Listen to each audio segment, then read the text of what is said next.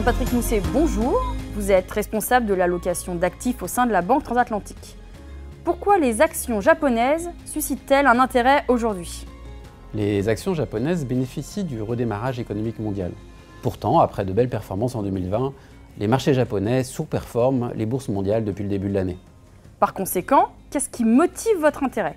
La croissance des bénéfices des entreprises japonaises évolue de pair avec le cycle économique mondial en pleine reprise au regard des indices PMI. Fortement exportateur, le Japon, membre de la toute nouvelle zone de libre-échange asiatique, devrait en être un des principaux bénéficiaires. Ainsi, la baisse des droits de douane devrait favoriser ses exportations vers la Chine, l'archipel conservant toujours par ailleurs un fort lien avec les États-Unis. Ces perspectives prometteuses arrivent dans un contexte structurel assaini. Les réformes passées ont permis l'amélioration de la gouvernance des entreprises et la recherche de meilleurs retours sur fonds propres. Suite au désendettement mené depuis l'éclatement de la bulle des années 80, les fondamentaux des entreprises japonaises sont solides. Le niveau actuel élevé de disponibilité autorise de meilleures distributions aux actionnaires. Quelles sont les perspectives macroéconomiques? En appui d'une politique fiscale expansive, la politique monétaire reste accommodante dans un contexte d'inflation sous-jacente en territoire négatif. Le différentiel de taux entre le yen d'un côté et le dollar de l'autre plaide pour une baisse du yen avec pour effet corollaire une plus grande attractivité des exportations japonaises. Et au niveau boursier? Le Nikkei est revenu sur ses niveaux d'août 1990, atteignant les 30 000 points récemment. Il reste cependant meilleur marché que son homologue américain en termes de ratio cours sur bénéfice. Les entreprises de l'indice japonais bénéficient d'un effet de levier opérationnel plus élevé, ce qui est favorable dans un contexte de redémarrage économique mondial. Enfin, le taux de détention d'actions japonaises par les investisseurs non domestiques est aujourd'hui historiquement faible, laissant la place à des flux acheteurs étrangers.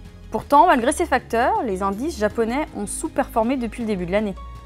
Oui, après la faible dynamique de consommation intérieure observée au premier trimestre, on peut craindre qu'avec l'extension du confinement au deuxième trimestre, l'économie japonaise en soit de nouveau affectée. La nouvelle vague de Covid, caractérisée par l'arrivée du variant indien, arrive dans un contexte de faible taux de vaccination de la population.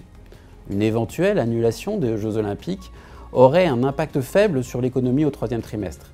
Le risque au deuxième semestre serait plutôt celui d'une demande mondiale en biens d'équipement moins forte cette année qu'au deuxième semestre 2020 ou d'une offre en appareils électroniques impactée par la pénurie mondiale en semi-conducteurs. À surveiller également l'évolution de la politique quantitative de la Banque du Japon en termes de moindres achats potentiels d'ETF, actions ou d'obligations d'entreprise, ces flux ayant soutenu ces dernières années les marchés. Enfin, le Japon reste marqué par sa faiblesse démographique structurelle et donc sa moindre croissance potentielle. En conclusion, au sein d'un portefeuille global en actions, le marché japonais affiche une moindre corrélation que d'autres pays développés et donc d'un pouvoir de diversification plus important.